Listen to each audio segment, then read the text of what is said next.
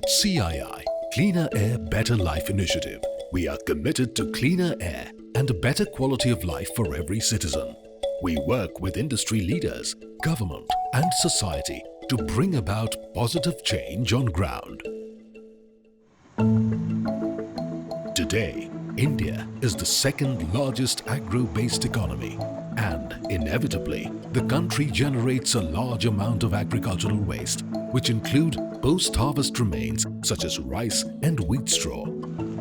The practice of crop residue burning in India is predominantly associated with cereal crops, out of which paddy, wheat together contribute major chunk, which is 84%.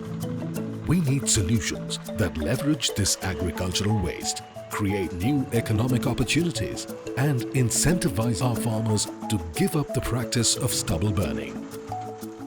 Agri2Power is working extensively on solid fuels from paddy straw for the last 5 years. A2P produces biomass pellets, which can potentially replace the use of coal in various applications, including existing thermal power plants. Our report in 2021, Clean and Green Economy for Air Pollution, highlighted this as one of the 8 actionable business models based on paddy straw. Our cost analysis concluded that biomass co-firing is the most cost-effective intervention as far as ex-situ management of paddy straw is concerned. In 2021, the Government of India mandated on biomass co-firing, substituting 5 to 10% of coal in the existing coal-based thermal power plant. To understand the overall approach, we interacted with Mr Sukhmeet Singh, the founder and the CEO of Agri2Power, who is also a member of the India CEO Forum for Clean Air, which is a dedicated group of business leaders committed to action on air pollution. His journey is inspiring for anyone aspiring to solve key social challenges by deploying business solutions. Let's understand more from him. So I was working in one of the education institutes in India. It's called Indian School of Business. I used to work a lot with government and private organizations. There I had met my co-founder, Dr. Robert Berry, who was at that point of time working in European Bioenergy Research Institute. We started this as a research project for collection of biomass and converting that into biofuels. Our idea was to work at least in Punjab, where 20 million tons of paddy straw is available every year, to have even 5 to 7% of that amount collected and convert that into biofuels, which helps basically farmers not only to increase their income because it's a waste. Once it gets collected, farmers earn out of that, and then once it's converted into biofuels, it also helps to replace coal in the thermal power plants or in the industrial boilers. One of the biggest challenge was for raising capital for the plant.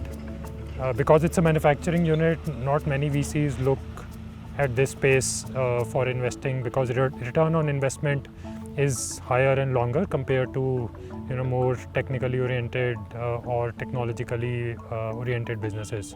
So I think the biggest challenge was around where do we find capital to set up a unit.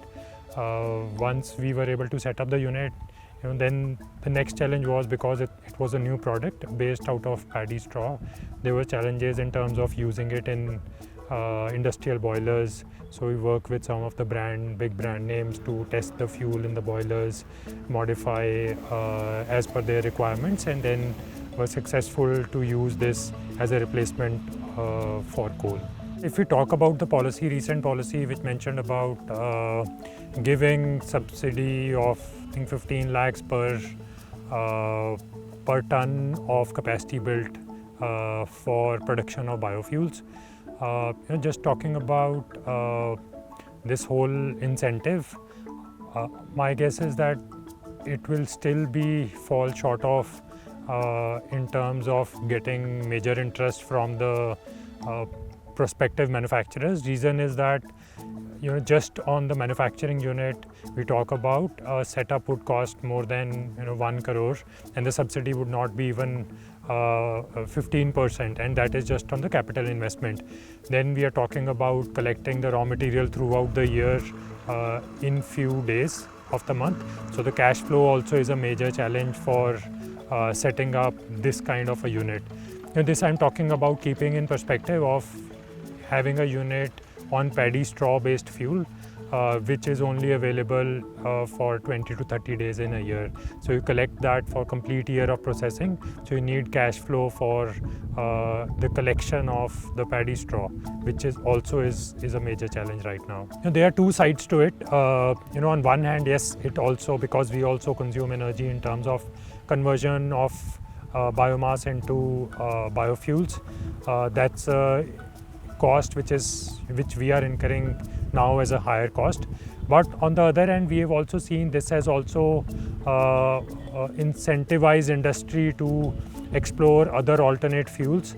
So a lot of industry which was on coal, because of the coal disruption and higher fuel prices, specifically of coal and I would say CNG, LPG, every other fuel is becoming costlier. So a lot of companies are actively exploring use of biofuels. That I would say is more from a positive perspective. It depends upon client to client.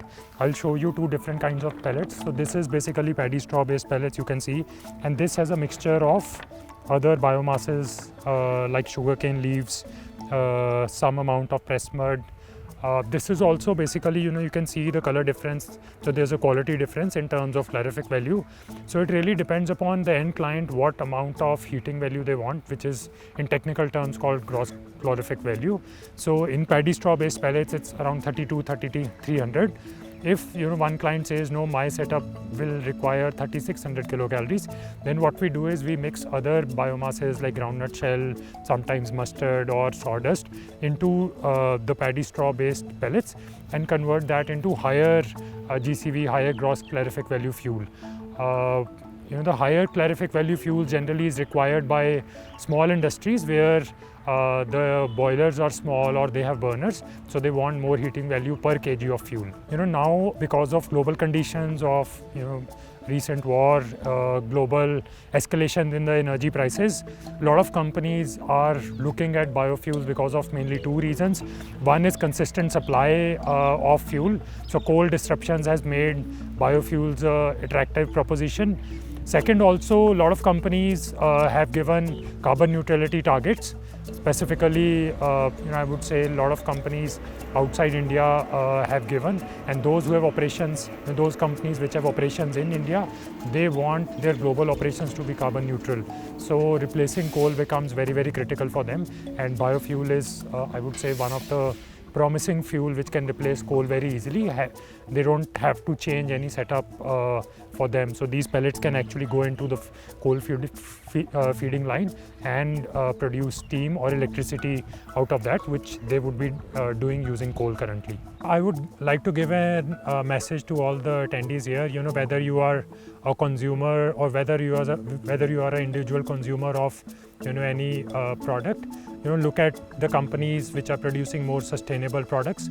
As a consumer, that is what I would say a minimum you can do. If you are an investor or a manufacturer, I would say give special weightage for the companies which are helping climate action goals. Companies where they are producing alternate fuels or clean energy, give them weightage not in terms of only ESG reporting but also monetary weightage for your investments.